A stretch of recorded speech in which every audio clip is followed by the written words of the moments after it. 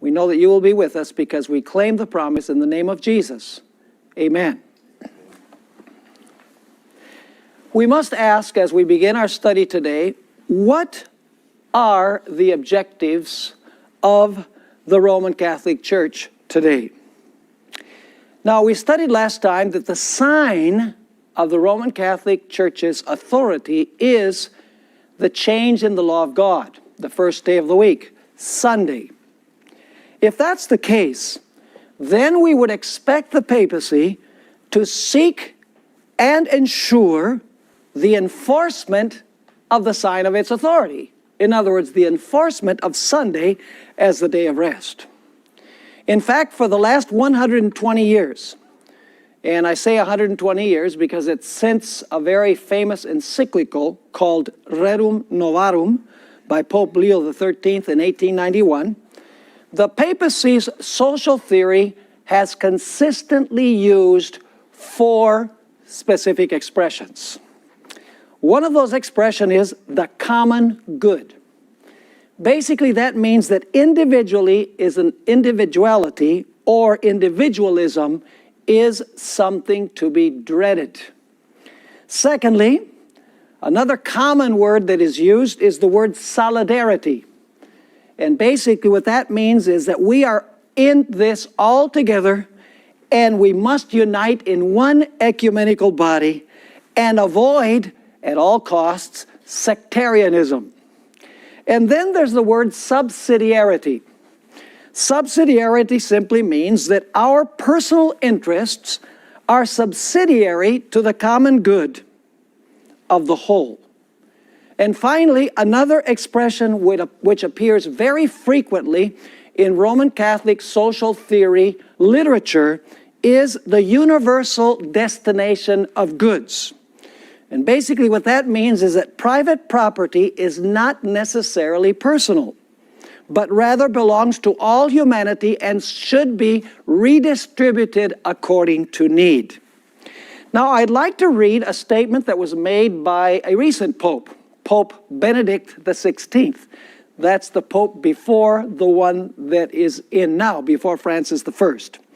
Because this is where he expresses these specific terms that we've looked at as we begun our study today. This is found in Benedict's encyclical Caritas in Veritate, which means charity in truth or love in truth. Paragraph 67. This is how it reads. To manage the global economy, to revive economies hit by the crisis, to avoid any deterioration of the present crisis and the greater imbalances that would result, to bring about integral and timely disarmament, food security and peace, to guarantee the protection of the environment, and to regulate migration. For all this, there is urgent need of a true world political authority, as my predecessor, Blessed John 23, indicated some years ago. Such an authority would need to be regulated by law, to observe consistently the principles of subsidiarity and solidarity, to seek to establish the common good. Do you see the terms here? To seek to establish the common good, and to make a commitment to securing authentic, integral human development, inspired by the values of charity and truth. Furthermore, such an authority would need to be universally recognized and to be vested with the effective power to ensure security for all, regard for justice, and respect for rights. Obviously, it would have to have the authority to ensure compliance with its decisions from all parties, and also with the coordinated measures adopted in various international forums. This is an unbelievable statement about the aspirations of the Roman Catholic papacy. Now the question is, who would be responsible for the implementation of this global socialist ideal? Current events clearly indicate that it will be implemented and enforced by the political leaders of the world at the behest of the Roman Catholic papacy. What Benedict XVI was saying is that the international community must accept and enforce the social moral theory of the papacy. I'm going to read you a couple of statements that are not in your material, but they are very significant when it comes to who will be behind this world authority. Pius IX, who was Pope from 1846 to 1878, wrote the following: that the principle which Leo XIII so clearly established must be laid down at the outset here, namely, that there resides in us, that is in the papacy, the right and duty, listen carefully now, to pronounce with supreme authority upon social and economic matters. So he's saying the papacy has supreme authority to speak on social and economic matters. Even more recently, Vatican Council II, which was celebrated from 1963 to 1965, stated this in one of the decisions that was made at the council. Moreover, since in virtue of her mission and nature, she, that is the Roman Catholic Church, is bound to no particular form of culture, nor to any political, economic, or social system, the Church, by her very universality, can be a very close bond between diverse human communities and nations. Now listen carefully. Provided these trust her and truly acknowledge her right to true freedom in fulfilling her mission. Now, if you look at the history of the papacy, you would wonder whether the nations of the world could really trust the papacy. But what this is saying is that the papacy can make a great contribution to the world in social and economic matters as long as the nations of the world are willing to trust the papacy. It is the papacy's objective, folks, to reestablish the union of church and state that existed during the 1260 years of papal supremacy. The ultimate papal objective is to get the civil powers of the world to enforce the sign of the papacy's authority, which we have already noticed is the observance of Sunday as the day of rest. It is no coincidence that the international community is promoting the identical causes that the Roman Catholic Church is proposing these days. Pope Francis I has found three causes that resonate with the political worlds of the political leaders of the entire world. Number one, the need to eradicate poverty and to solve the problem of massive migration. Number two, the need to save the family, however you define the word family. And finally, the need to solve the severe problem of climate change. And Francis has linked all three of these causes of his with the need for a Sunday rest. I have not included all of the statements in here from Pope Francis I, but what he says is the environment needs one day a week to rest. And I'll bet you can't guess which day he says the environment should rest. Sunday. He has also said that the capitalist overlords need to give the overworked poor a day of rest. I'll bet you can't guess which day that is. Sunday.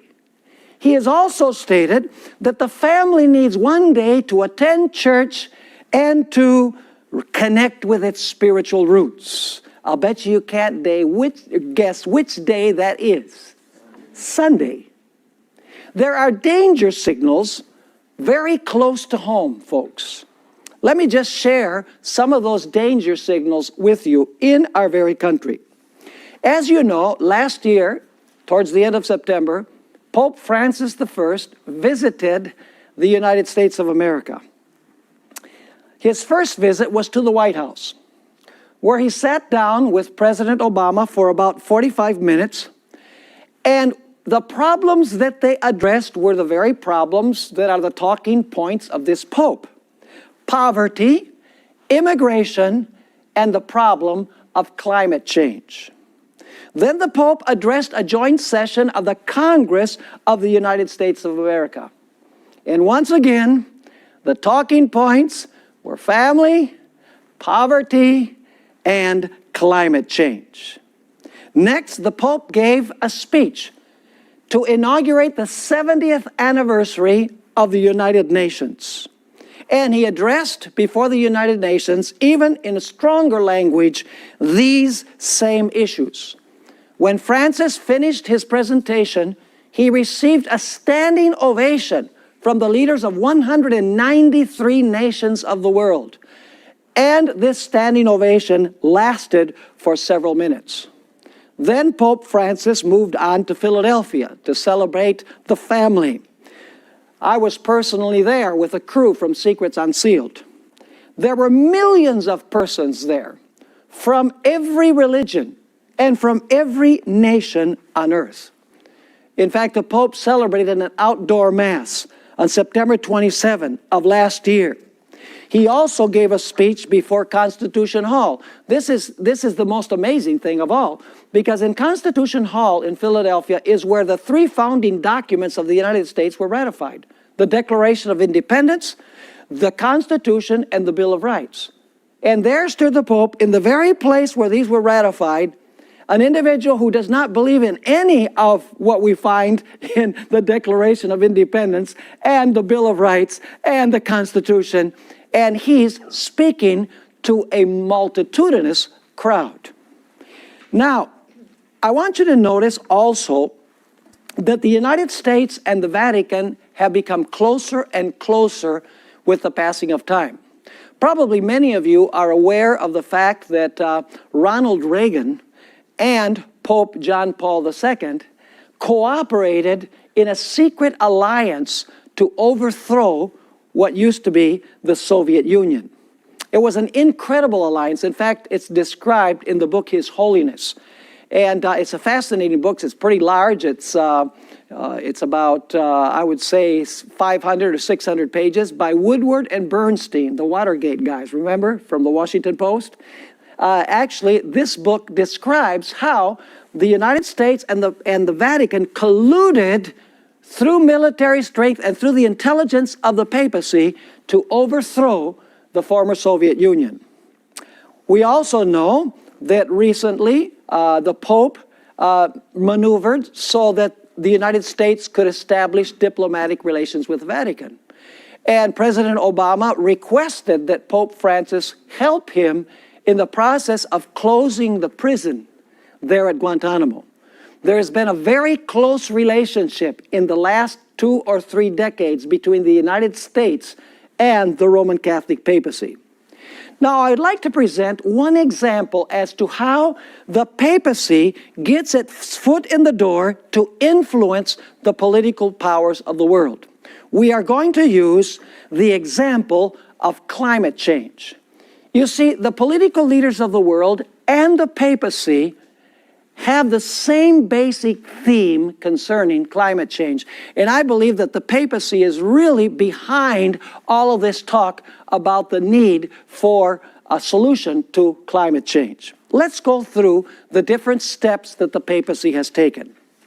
In April of 2015, the Pope gave us a speech before the Pontifical Academy of Sciences and the Pontifical Academy of Social Sciences. The report was published, and the name of it was Climate Change and the Common Good. I read this entire document. It presents a doomsday scenario of what will happen to this planet if the issue of climate change is not resolved. Then, on May 24, 2015, the Pope published his encyclical Laudato Si, which basically this encyclical addresses the problem of climate change. I have also read this entire encyclical. it presents also a doomsday scenario if this problem is not addressed. Political leaders all over the world have lauded this encyclical. They said this is the type of thing that we need the world to know so that the world can address this severe problem. Then we move on to September 22, 2015. That's when the Pope met with President Obama. And one of the main topics that they dealt with in their conversation in the White House for about 45 minutes was the issue of climate change. And then the Pope spoke to a joint session of Congress. This was September 24, 2015. Once again, the Pope addressed before a joint session of Congress the issue of climate change. And then the Pope saved the best for last. On September 28, 2015, the Pope, as I mentioned before, gave the keynote address at the 70th session of the United Nations General Assembly in New York. The speech contained the usual papal talking points. And by the way, you can Google this. You can find the speech that he gave and you can read the entire speech. Basically, it dealt with the issue of poverty, immigration, family, and above everything else, climate change. At the end of his speech, and by the way, you can Google his speech also to see that I'm telling you the truth. At the end of his speech, when he addressed these issues, he received a thunderous standing ovation by the 193 nations represented there that lasted for several minutes. At the UN, they approved what is known as the 2030 Agenda, which has 17 goals and 169 targets. Basically, the idea is that by the year 2030, they expect to eradicate poverty and to solve the problem of climate change. And they expect every nation on earth to cooperate with these 17 global goals and 169 targets. By the way, if you read this 2030 agenda, and I've read the entire agenda also, because I'm not talking about something I read in the newspaper, I'm talking about reading the documents themselves. Basically, if this transpires or goes, it is going to lead to an elimination of national autonomy, a centralized global socialist system under the control of the papacy, a world economy, a wipeout of individualism, an elimination of sectarianism. It will determine the curriculum to be used in the education of children. It will promote gender equality, not in the good sense of the term, but in the sense that we all know about. It will propose a redistribution of the wealth of the world, and it will impose severe global penalties upon nations that refuse to address these problems. Is that scary? Notice what Ban Ki-moon had to say. He's the General Secretary of the United Nations. He stated, "The new agenda is a promise by leaders to all people everywhere. It is a universal, integrated, and transformative vision for a better world. Institutions will have to become fit for a grand new purpose. We must engage all actors." Notice that this is universal. We must engage all actors as we did in shaping the agenda. We must include parliaments and local governments and work with cities and rural areas. We must rally businesses and entrepreneurs. We must involve civil society in defining and implementing policies and give the space to hold us to account. We must listen to scientists and academia. We will need to embrace a data revolution. Most important, we must set to work now. That doesn't end the climate change discussion. In Paris, November 30 to December 12 of last year, 2015, 174 nations, actually 196 nations, met to approve what is known as the Paris Agreement. This Paris Agreement was that nations should sign on to the 2030 agenda. 174 nations signed the Paris Agreement, including Secretary of State John Kerry with his granddaughter on his lap, which means that the United States is also committed to this global agenda, this 2030 agenda. Francis, as we know, is the first Jesuit pope. Now, it's very interesting to notice how the Jesuits operate. You know, people in the world today, they're not afraid of the Jesuits anymore because they don't know what the Jesuits are all about. Let me read you this statement from Ellen White about how the Jesuits work. They don't work openly, overtly. They work in an underhanded way where it looks like they're doing good when really their objective is to gain world dominion. Notice this statement from Great Controversy, page 234 and 235. At this time, she's speaking about at the time of the Protestant Reformation, at this time the order of the Jesuits was created, the most cruel, unscrupulous, and powerful of all the champions of popery. There was no crime too great for them to commit, no deception too base for them to practice, no disguise too difficult for them to assume. Vowed to perpetual poverty and humility. Notice that they gave the air of poverty and of humility. So it says, vowed to perpetual poverty and humility. It was their studied aim to secure wealth and power, to be devoted to what? To the overthrow of Protestantism and the re-establishment of the papal supremacy. When appearing as members of their order, they wore a garb of sanctity, visiting prisons and hospitals. Have you heard of Francis doing that anytime recently? Absolutely. Visiting prisons and hospitals, ministering to the sick and the poor, professing to have renounced the world, and buried the sacred name of Jesus, who went about doing good. Under various disguises, the Jesuits worked, now notice what they do, worked their way into what? Into the political system, into offices of state, climbing up to be the what? Counselors of kings, and shaping what? The policy of nations. Is that what we're seeing? Absolutely.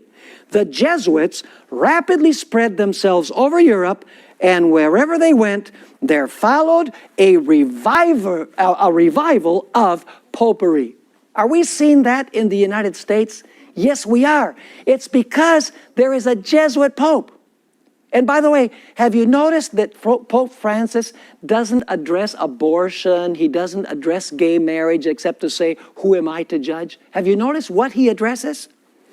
Poverty, family, climate change. You say, why does he address those? Because those are the very themes that the political leaders of the world want to address. If he addressed abortion, and if he spoke out against gay marriage, and if he spoke against euthanasia, the political leaders of the world would shut him out. But he says, I must use themes where I can get my foot in the door. That is the way in which the Jesuits operate. There are many non-Adventists that have given warning about the papacy. A revivalist who wrote a couple of centuries ago by the name of Philip J. Spener had these words to say, I am convinced that Roman Babylon, that's the papacy, will again regain all of its previous power before the last judgment overtakes it. I fear that most of the nations, intimidated by its power and terrified by its brutality, will allow the yoke shaken off some 200 years ago to be laid on them again. Are we seeing that today? Except that the leaders don't see the yoke right now, but they will see it later. Evangelical researcher Dave Hunt, with whom I disagree profusely on most of his futurist ideas, had something very true to say about the papacy. Notice in his book, Global Peace, page 116. Why do the world leaders want to get into bed with the Vatican? Notice the idea of fornication or adultery between the papacy and the kings. Notice this. The heads of state in today's world all recognize that the Pope wields a power which in many ways is even greater than their own. It is not only Catholicism's 900 million subjects and enormous wealth that causes the world's most powerful governments to cultivate friendly relations with the Roman Catholic Church. It is because Vatican City's citizens are found in great numbers in nearly every country. They constitute an international network that reaches into the inside circles of the world's power centers. What is Dave Hunt saying? People recognize, the leaders of the nations of the world recognize that the papacy wields a power that is even greater than theirs. And the papacy is involved in the inner circle of the decisions that are made by the nations of the world. John W. Robbins, a Reformed scholar, wrote a book called Ecclesiastical Megalomania, page 187. If you really want to read a good book, this is a fantastic book. He stated this: what the Roman Catholic Church state accomplished on a small scale during the Middle Ages is what it desires to achieve on a global scale in the coming millennium. He wrote this at the end of the 20th century. He also quoted Ayn Rand, who was a novelist and philosopher back in the 60s, very well known. This is how he quotes what Ayn Rand said. It almost sounds like an Adventist. The Catholic Church has never given up the hope to reestablish, if she has to reestablish it, she must have had it at some time, right? To reestablish the medieval union of church and state with a global state and a global theocracy as its ultimate goal. The Roman church state is a hybrid, a monster of ecclesiastical and political power. Its political thought is totalitarian. In other words, it admits no rivals. And whenever it has had the opportunity to apply its principles, the result has been bloody repression. If during the last 30 years, it has softened its assertions of full, supreme, and irresponsible power, and has murdered fewer people than before, such changes in behavior are not due to a change in its ideas, but to a change in its circumstances. What is the change in the circumstances? It is in captivity. It has a wound. He continues quoting, the Roman church state in the 20th century, and he doesn't believe in Revelation 13 the way we do, but notice the language he uses. The Roman church state in the 20th century, however, is an institution recovering from a mortal wound. If and when, I would eliminate the if part, but she said, if and when it regains, so it must have lost it, right? It regains its full power and authority, it will impose a regime more sinister than any the planet has yet seen. If Adventists don't cry out, the stones will cry out. The non-Adventists can see it. Now, we've studied the great prophetic chain. Let's review it. Babylon, Medo-Persia, Greece, the Roman Empire, the divided Roman Empire. Papal Rome ruled for 1260 years. Papal Rome received a deadly wound in 1798. At the same time, the beast from the earth rose, representing the United States of America. And we are here. We are during the period of respite from persecution. In other words, the papacy is still bound and the papacy is still wounded. It has not totally recovered its power yet. There has been an era of cessation of persecution for over 200 years. What is the next event in the drama? We can see it transpiring as I speak. It will be when the beast from the earth works to restore the power to the beast that received the deadly wound and was sent into captivity. Do you remember that the beast from the earth, everything it does is to please the first beast? It commands everyone to worship the first beast. It exercises the authority of the first beast. It does everything on behalf of the first beast. It makes an image of the first beast. It enforces the mark of the first beast. In other words, the United States, believe it or not, and we can see it by what happened in September of last year and what's happening as we speak today. The United States of America is going to become an ally of the papacy and is going to help restore the power that the papacy lost. Now let me read you a very interesting statement. This is from Malachi Martin, a Roman Catholic Jesuit who wrote the famous book, The Keys of This Blood. And I want you to notice he's commenting on the deadly wound and the reason why the papacy is not able to carry it forward its agenda today. He doesn't realize that he's commenting on Revelation chapter 13, but we do. Notice the statement. For 1,500 years and more, Papal Rome had kept as strong a hand as possible in each local community around the wide world. By and large, and admitting some exceptions, that had been the Roman view. What had been the Roman view? Keeping as strong a hand as possible in each local community around the wide world. That is the Roman view. So he said that had been the Roman view until, listen carefully, 200 years of what? Would that be like the imprisonment of the papacy? Yes, 200 years of inactivity had been what? Why is she inactive? Had been imposed upon the papacy by the major secular powers of the world. Why is the papacy inactive according to Malachi Martin, the Jesuit? Because it had been imposed on her by the major secular powers of the world because they don't allow her to use them anymore. Three main points in this quotation. Number one, the papacy kept as strong a hand as possible in each local community around the wide world for 1,500 years. Number two, during the last 200 years, the papacy has been unable to exert its power around the world because it has been inactive. Number three, the reason the papacy has been inactive for 200 years is because the great secular powers of the world have imposed it upon her.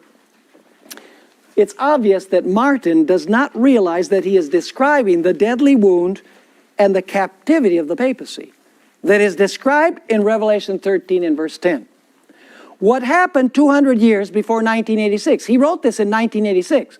So if he says for 200 years the papacy has been inactive because the secular powers of the world do not allow it to use them, we would have to go 200 years back to see what was the event that led it into captivity. What is it that happened about 200 years before 1986? You go back to 1786, and you are in the midst of the French Revolution, when the papacy received its deadly wound, and Pope Pius VI was dethroned from his seat, and he was taken captive to France, where he died in exile. And by the way, France established a republic. They said this is going to be a representative style of government. This is not going to be run by the papacy anymore. But listen, the French Revolution did more than just give a deadly wound to the papacy. The French also provided an example for many other nations in Europe to follow her example. In other words, one by one, the nations of Europe forsook the papacy after France forsook the papacy. Let me read you a statement from Cardinal Manning in his book that he wrote in 1862, The Temporal Power of the Vicar of Jesus Christ. This is pages 140 and 141. He's writing in 1862, and he's lamenting the fact that the nations of Europe have forsaken the papacy. They no longer support the papacy. Notice what the statement says. See this Catholic Church, this Church of God, feeble and weak. What does feeble and weak mean? Wounded, right? Feeble and weak. Rejected even by the very nations called Catholic. There is Catholic France, and Catholic Germany, and Catholic Italy, giving up this exploded figment of temporal power of the Vicar of Jesus Christ. In other words, they've given up the idea that the Vicar of Christ should have any temporal power or should have any civil power. And so, Because the church seems what? Seems weak. And the vicar of the Son of God is renewing the passion of his master upon earth. Therefore we are scandalized. Therefore we turn our faces from him. So notice he's saying not only France, but what? Germany, Italy, and other nations in Europe turned their backs on the papacy. They said, we're not going to allow you to use us anymore. That rendered the papacy inactive. It put the papacy in captivity and kept the deadly wound in place. But prophecy tells us that the papacy's wound will heal. And she will be released from captivity. Once again, she will be able to use the civil powers of the world to accomplish her purposes. You find a description of this in Revelation chapter 17. There, you see a harlot woman. What does a harlot woman represent? A woman represents a church. A harlot woman would represent a what? An apostate church. This apostate church is called Babylon. This apostate church sits on many waters. What are the many waters? Multitudes, nations, tongues, and peoples. This harlot has adulterous relationships with the kings of the earth. In other words, she's involved once again with the civil powers of the world. She is clothed in purple and scarlet. Have you seen the predominant colors in Roman Catholicism? Purple and scarlet, and decked with gold and precious stones. The kings of the earth gladly give she gives to the kings of the earth her fermented wine, which represents false doctrine. She gives decrees that people are supposed to drink that wine. She has daughters that do her bidding, which would be the same as the beast from the earth. And most significantly, she sheds the blood of the saints and the martyrs of Jesus. That is the picture of what is going to take place in the future, when the papacy recovers its worldwide dominion. I want you to notice now in this statement by Ellen White, the similarity between what she says and what we read from Malachi Martin. Only Ellen White is not predicting what happened, but she is predicting what will happen. Notice this statement in Great Controversy, page 564. She understood this idea of captivity and wound very, very clearly. She stated, let the restraints. What is a restraint? Is the papacy restrained now? Yes. And we're going to see in a minute what the restraints are. Let the restraints now imposed by what? So why is the papacy restrained, or why is the papacy in captivity? She's saying it's because of the what? They are imposed by the secular governments. But she says, let those be what? Removed. Would she be let out of her captivity if the restraints are removed? Yes. She says, let the restraints now imposed by secular governments be removed, and Rome be what? Reinstated. So she must have been there before. Rome be reinstated in her former power, and what? And there would speedily be a revival of her tyranny and persecution. Are you understanding that statement? Is it very similar to Malachi Martin? Very, very similar. He says, inactivity has been imposed on the papacy by the major secular powers of the world 200 years ago, French Revolution, and then all the nations in Europe followed suit. Ellen White says, let those restraints imposed by those civil governments be removed, and the papacy will once recover her power and do what she did in the past. Are you understanding this? We've discussed this before, but we never read these specific statements. Now, without intending to be disrespectful to any sincere individuals within the Roman Catholic Church, I would like to say that the papacy is like a parasite or a leech. The dictionary defines a parasite in the following way: an animal or plant that lives in or on another animal or plant and gets food or protection from it. A person or thing that takes something from someone or something else and does not do anything to earn it or to deserve it. Is that a good description of the papacy? Yes. Here's the definition of a leech. A person who clings to another for personal gain, especially without giving anything in return, and usually with the implication or effect of exhausting the other's resources. That is a good description of the papacy. You see, when the papacy cannot attach itself to the civil powers of the world, it is weak. It is wounded. But when the papacy is able to attach itself to the political leaders of the world, it gets its strength again from those powers, and it is now free, but it is not free and powerful in itself. It is through the power of that entity to which the papacy attached itself. Are you following me or not?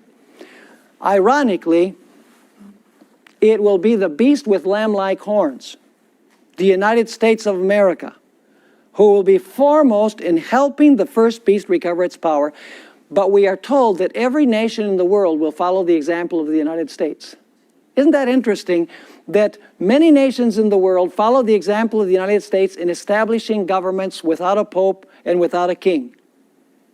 And later on in its history, the nations of the world will follow the example of the United States in joining church and state and allowing the papacy to recover its power. Notice this statement from volume 6 of the Testimonies, page 18. As America, the land of religious liberty, shall unite with the papacy, enforcing the conscience and compelling men to honor the false Sabbath, that's the sign of the beast, which we already studied, Sunday, the sign of its authority, she says, the people of every country on the globe will be led to follow her example. Let me ask you, how far along are we in the prophetic chain? We are almost at the end of the prophetic chain. The prophetic chain that we're going to study in the next 2 lectures is that there will be a final denunciation of this power, calling God's people to come out of this system before God's wrath falls upon this system. Then God's people will go through a time of trouble such as never has been seen, and they will be delivered by Jesus Christ, according to Daniel chapter 12 and verse 1. We will speak about the time of trouble and that glorious deliverance in our last 2 studies together.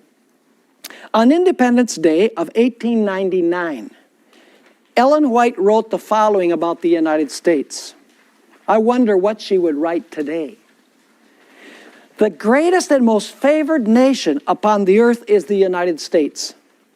A gracious providence has shielded this country and poured upon her the choicest of heaven's blessings. Here the persecuted and oppressed have found refuge. Here the Christian faith in its purity has been taught. This people have been the recipients of great light and unrivaled mercies.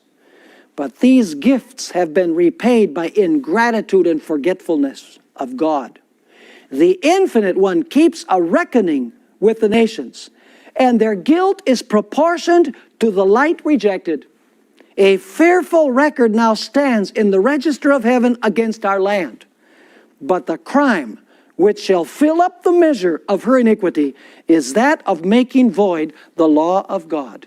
In other words, by imposing a day of worship which is a counterfeit established by the beast. Taking the seal out of the law of God and placing the seal of a man in its place. So the question is, who is going to warn the world not to worship the beast and not to receive the mark of the authority of the beast? Certainly not the Protestants. They have already capitulated to the papacy. Self-proclaimed Bible-believing Protestants are looking to the Middle East for the fulfillment of Bible prophecy. They're expecting a blasphemous individual to rise and sit in a rebuilt Jewish temple for 3.5 literal years after the rapture of the church. And Protestants are on the same page as the papacy with regards to the day of worship. By keeping Sunday, they are, without wanting to admit it, accepting the authority and the sign of the power of the Roman Catholic Church. Protestants used to have it right. Let me read you this statement from Scottish church historian and Presbyterian pastor James A. Wiley. He described what the Antichrist is like, and of course he believed that the Antichrist was the papacy. He said, "It is clear that Antichrist, as depicted by our Lord and by his apostle John, is to wear a mask and to profess one thing and act another. He is to enter where? Not a rebuilt Jewish temple. He is to enter the church as Judas entered the garden, professedly to kiss his master, but in reality to betray him. He is to come with words of peace in his mouth, but war in his heart. He is to be a counterfeit Christ, Christ's likeness stamped on base metal. He is to be an imitation of Christ, a close, clever, and astute imitation, which will deceive the world for ages. Those only accepted who, taught by the Holy Spirit, shall be able to see through the disguise and detect the enemy under the mask of a friend." It's public knowledge that Pope Francis has made an overt effort to unite all Christians. Protestants have gravitated towards the papacy. As is well known, great Protestant leaders, television evangelists, such as Billy Graham, Tony Palmer, Kenneth Copeland, James Robeson, Joel Osteen, Rick Warren, representatives from the Reformed Church, even the Waldensians, they have expressed great admiration for the papacy, and many of them have made trips to the Vatican to visit the Pope at his invitation. I don't know if you're aware, but on July 16 of this year, you're going to have a gathering, they say, of about 1 million Christians from every denomination in Washington, D.C. It's called Reset 2016. And I've heard that the Pope is going to address this union of Christians, and they say our only agenda will be Jesus. The Pope by Skype is going to address this group of 1 million Christians and encourage them all to unite irrespective of all of their theological differences. In fact, the Pope already, I got it today, the Pope gave a message on YouTube to all of the Protestant young people, encouraging them to attend this convention that is going to take place at the mall in Washington, D.C. You see, folks, Protestants have lost all fear of the papacy. Why have they lost fear of the papacy, and why are they rending the papacy homage? It's because they have cast away the biblical method of interpreting prophecy. Do you think that if they followed the chain of prophecy and they saw that the little horn or the beast or the harlot was the Roman Catholic system, that they would want anything to do with this system? Absolutely not. But because they've thrown away the biblical method of the chain of prophecy, they look to the Middle East, and meanwhile, the powers that are going to play a role in end-time prophecy grow in Rome and in the United States, and they can't see it because they are looking in the wrong place. Why do we exist as Seventh-day Adventists? Ellen White explained it eloquently in Volume 9 of the Testimonies, page 19. In a special sense, Seventh-day Adventists have been set in the world as watchmen. That's a defensive position, to defend the truth. And light bearers, that in other words is to proclaim the truth. To them, that is to Seventh-day Adventists, has been entrusted the last warning for a perishing world. On them is shining wonderful light from the Word of God. They have been given a work of the most solemn import, the proclamation of the first, second, and third angels' messages. And then she says this, our role and our function is to proclaim the three angels' messages. She states, there is no other work of so great importance. They are to allow nothing else to absorb their attention. Why do we exist as a church? To proclaim the three angels' message. And by the way, that includes denouncing the beast, his image, and his mark. Because if we don't preach that, which is one of the three angels' messages, and we don't say, worship the Creator and keep His holy Sabbath, God is going to hold us accountable for the loss of many, many people in this world. We exist to proclaim the three angels' message to the world. Now, we need to bring this to a close. It was on Thursday evening of Passion Week, and Jesus was about to agonize in the Garden of Gethsemane and on the cross. In preparation for His ordeal, Jesus raised a magnificent prayer to His Father. He didn't even ask for strength for Himself. His concern was with His disciples remaining firm in the midst of opposition. Right in the middle of His prayer, He pronounced the words that we find in John 17 and verse 14. I have given them your word. Here He's speaking to His Father. And the world has what? Hated them, because they are not of the world, just as I am not of the world. Why was the world going to hate the followers of Jesus? Because He gave them His word and they were not of the world. Here is the central reason why God's faithful people have been hated by both religious and secular in the course of world history. It is because they have God's word and they are not of the world. In fact, earlier in John 15 verse 19, Jesus had already said this, speaking about His disciples, or to His disciples. If you were of the world would what? Love its own.